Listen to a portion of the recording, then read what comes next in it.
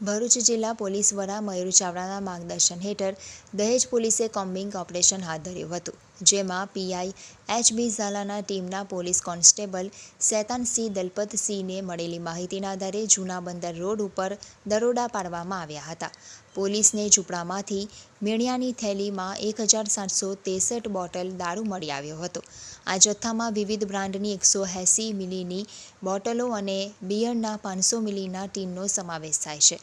કુલ દારૂની કિંમત ₹2,65,350 અને એક મોબાઈલ કિંમત ₹5,000 મળી કુલ ₹2,70,350નો મુદ્દેમાલ જપ્ત કરાયો છે.